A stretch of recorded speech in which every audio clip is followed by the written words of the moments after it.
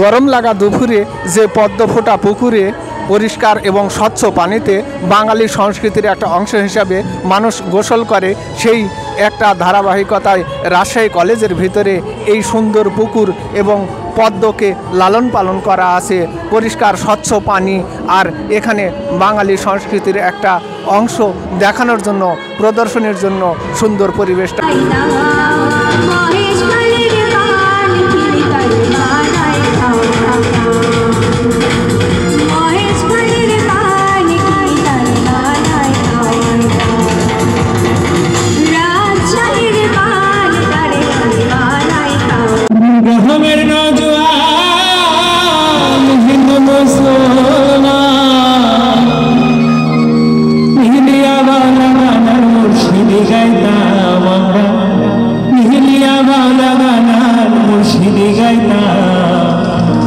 আগে কি সুন্দর দিন কাটাইতাম, আগে কি সুন্দর দিন কাটাইতাম।